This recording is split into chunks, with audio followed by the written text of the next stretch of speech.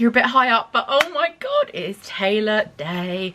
We're going to the ERAS tour today. I'm so excited. I've been talking about this for months because obviously I am 37 tomorrow, 37 weeks pregnant. So, weeks pregnant. So, yeah, we're gonna see how it goes. I thought I'd vlog the experience in case you're going into any of the August dates or any dates coming up and you're gonna be pregnant as well. This is how it's gonna go. So, it might be like a little bit different to like other videos you might have watched, and I am going in August again when I obviously won't be pregnant, so I'm gonna vlog that one as well and we'll see how different they are. But yeah, I'm gonna vlog as much of it as I can. Obviously, whew, out of breath already and I haven't even left yet. Great signs, great sign. I'm literally sat down, I'm already heaving for breath, so definitely gonna survive. But yeah, I'll vlog as much as I can without getting copyrighted as well, but it'll be more like the experience of actually going and what it's like pregnant. But obviously, right, the time is, oh, I've got missed calls. Honestly, my friend messaged me today and was like, I feel like I'm getting ready for my wedding, like literally. So it is 10 to 9 and I'm gonna straighten my hair because the plan is we're gonna straighten, then we're gonna crimp it, then we're gonna go to my parents' house where my friend's coming over, my sister's gonna be there. We're gonna do our makeup. We're going big with the makeup, okay? I'll show you all our makeup and everything like that. Then we're gonna film the TikTok transitions. Then we're gonna go get the train. All right, it's gonna be a busy day. So the prep starts now. So I'm just gonna straighten my hair and I'll catch up with you when we go over to my parents and start doing makeup. Guys, just before I go over to my parents' house, I thought I'd show you what's in my bag because I don't know if I mentioned this, but this is really handy if you're gonna be pregnant. I managed to email Wembley and get a bag exemption certificate. So basically, everyone else, you can only have an A4 bag or less, and you can't bring liquids in. You can bring an empty bottle of water that's 500 ml or less, but you can't bring drinks in, and I don't even think snacks in, I'm not gonna lie. But I managed to get them to make an exception because obviously I'm pregnant. I said like I can't be without liquids, I can't be without snacks, anything like that, and they just sent me a bag exemption. So I'm bringing this bag, which to be honest isn't massively over A4 anyway. It's got, I don't know if you can see, it's like Taylor Swift themed, and I thought I'd show you what's in my bag. So the first thing I've packed is my midwife notes because she said that she's absolutely fine with me going, but obviously if God forbid I do go into labour, I'm going to get just transported to a hospital in London. They won't know any details about me, so I'm bringing my notes in for that. Then, oh God, I shouldn't have taken that out first. Then what else have I got in here? I have this, which is a lanyard, which I'm going to put on my phone in a minute. So you basically just slot it in your phone case and then you can have it on your neck, so you don't have to keep bending down into your bag to get it. I've got just a fan because obviously I get very hot at the moment. This little wallet's just got my ID and my bank card in and some paracetamol, which I actually need to put some more in. Then I've got a little mini sun cream just in case it is hot. I've got my sunglasses, which are just these, which will be part of the outfit anyway.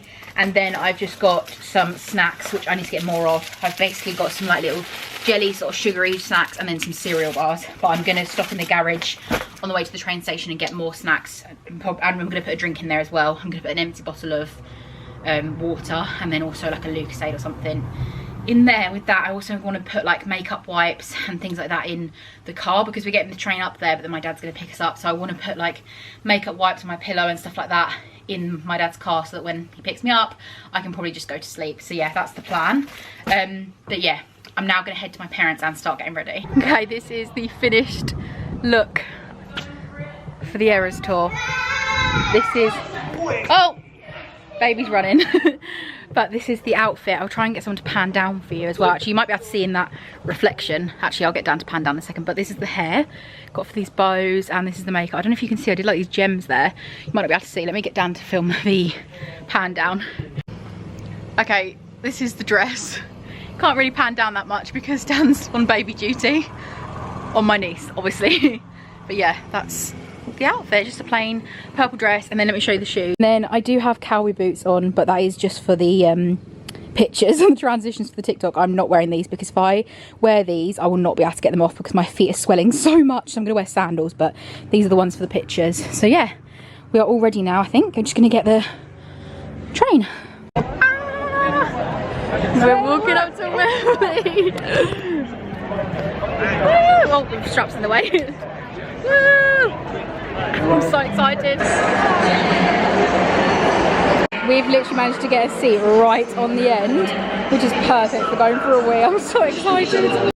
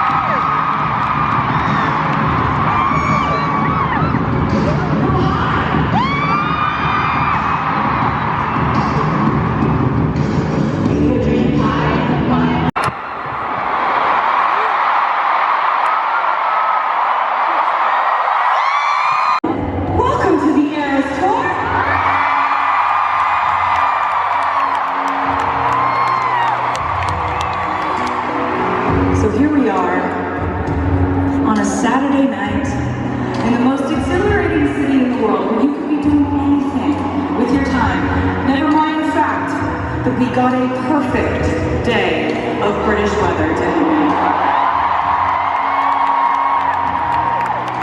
So this actually adds to it the fact that of all the things you could have been doing with your Saturday night on a perfect summer evening in London, you decided to hang out with us, didn't you? Here at the ERAS tour.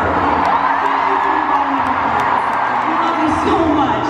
And tonight, we get to do a show at Wembley Stadium thanks to you deciding to hang out with us. But you know what? We've already had a really fantastic evening. We started off getting to see an artist who I am such a huge fan of. This girl, she is so creative on every single level. She is in complete control of everything that goes into her writing, her producing. She even makes her own outfits for stage. I love her so much, and I'm so happy she decided to come out and perform and open up this show. Will you please give it up, because this is her hometown show. Greg was here tonight.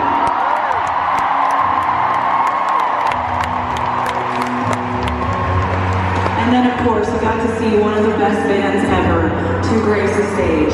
They are from Nashville. They have been so influential over my music over the years, and I'm so lucky that we get to be on tour with them. I am, of course, talking about the incredible, the incomparable, the wonderful, the extraordinary Paramore.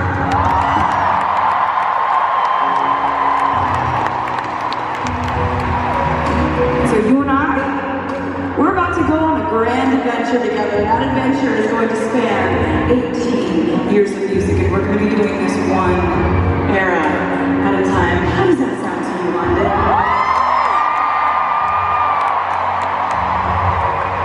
All right, so here's the thing. You're about to hear a lot of songs, a lot of them.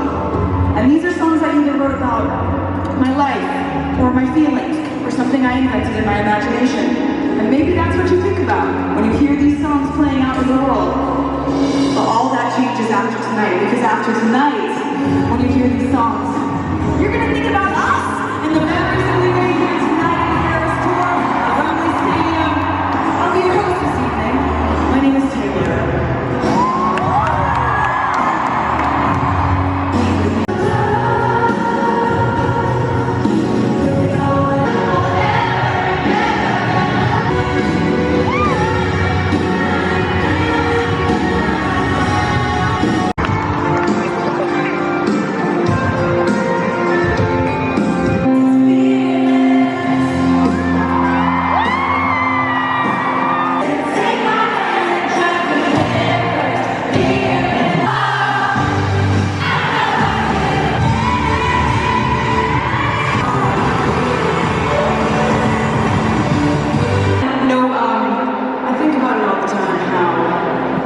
Getting to play Wembley Stadium feels so special because British fans have been supporting me since I was like 16 or 17 years old. First put out my first album. And the show started really small, and then they got gradually bigger and bigger and bigger. And now, I can't believe I'm saying stuff like this, but there are 88,507 people at Wembley Stadium right now. I mean, that's a kind of support that I'll never be able to thank you enough for. I also know here at the show tonight, I have a feeling we also have people who came in from out of town. Am I right about that? So we got a good group here tonight, and I'm so excited that we get to kind of relive all these memories from past tours and past albums together, because you're the only reason why I got to keep making albums and why there is such a body of work that we get to play here on the ERAS tour. And there is one more song from the Red album that I was wanting to play.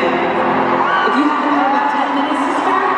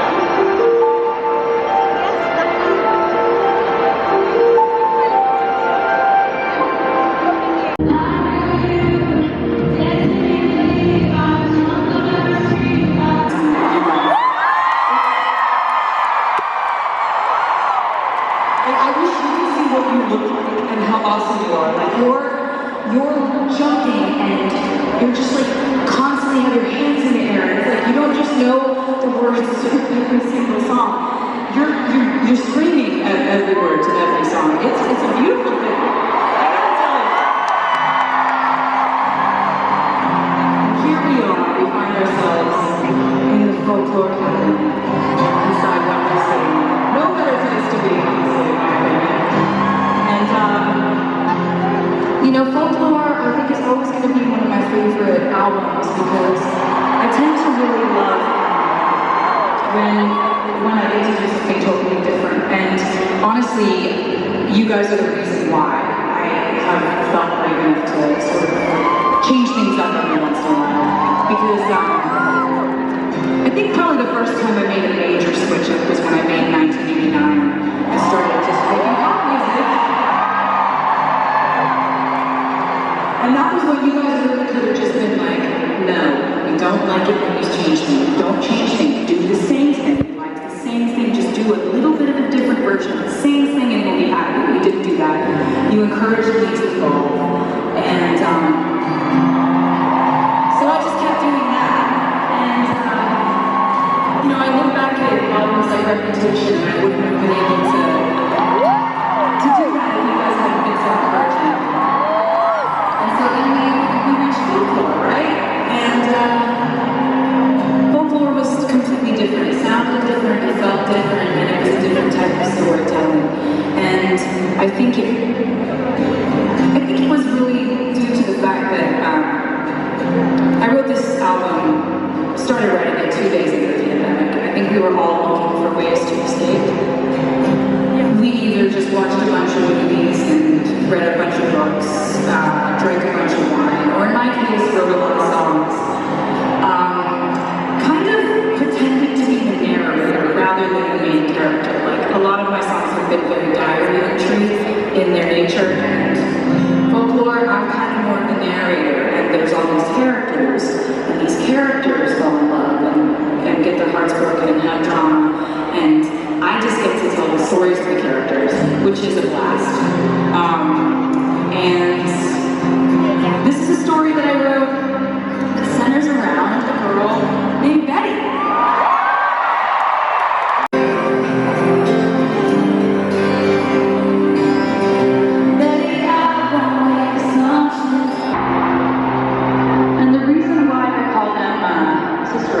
Is because I just never stopped writing in between them. I just kept on going, and they came out really, really close together, just a couple months apart. And the wild thing about writing songs during the pandemic for me was that we really didn't know what the future was at that point of playing concerts, or getting thousands of people together to all sing the same songs and share that moment. The moment that we're sharing right this second. And so we just didn't know when we were going to get to do that again, or if we were going to get to do that again. And so it's pretty surreal that right now I get to sing Champagne Problems with you.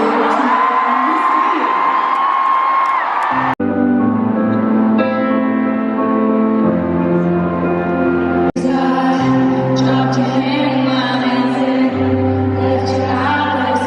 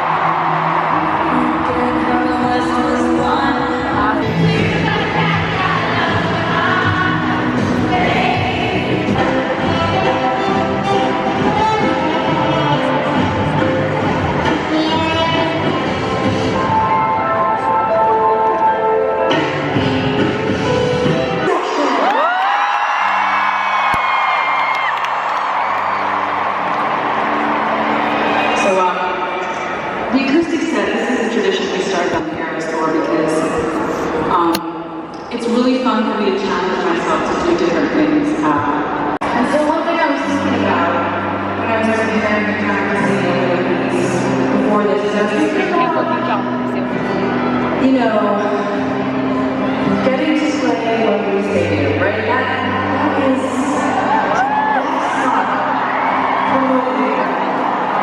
It is so insanely done this for me, and for us in the ERAS this summer.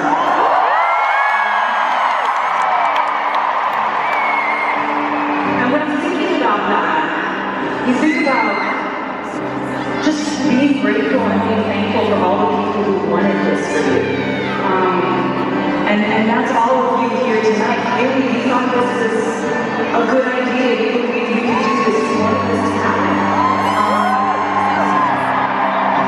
Blows me away. I spent forever trying to thank you properly for that. But then on the other hand, it really makes me think about how every time somebody talks shit, it just makes me work even harder and it makes me that much tougher. So it also makes me incredibly thankful for those people. I've never played this one before, which we love. She's never played it before.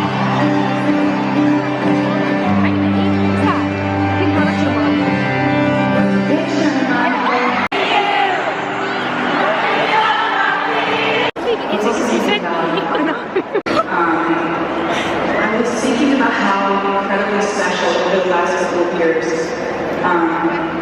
it's been, how much you've like supported me re-recording records. It's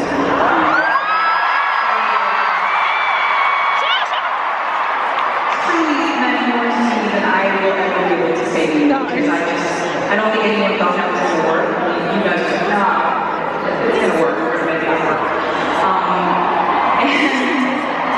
So as I was thinking about it in the process of re-recording, I was really trying to reach out to artists that I'm such a fan of, or in the case of one of the albums, specifically on Speak Now, I reached out to people who have been so influential in my music and my writing, I looked up to.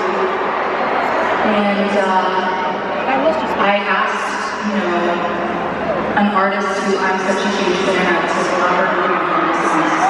And she said yes, and then